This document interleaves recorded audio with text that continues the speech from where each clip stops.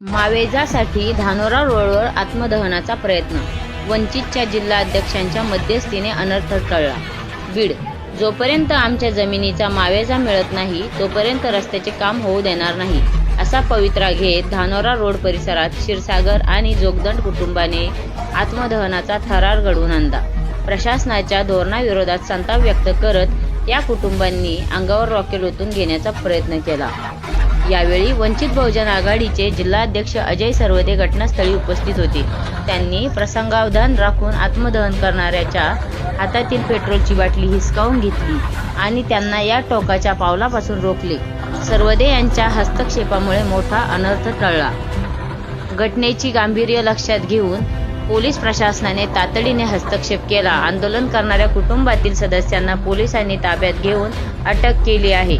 आपल्या न्याय हक्कासाठी कुटुंब रस्त्यावर उतरले असताना प्रशासनाकडून मावेजाबाबत काय पाऊल उचलले जाते याकडे आता सर्वांचे लक्ष लागले आहे.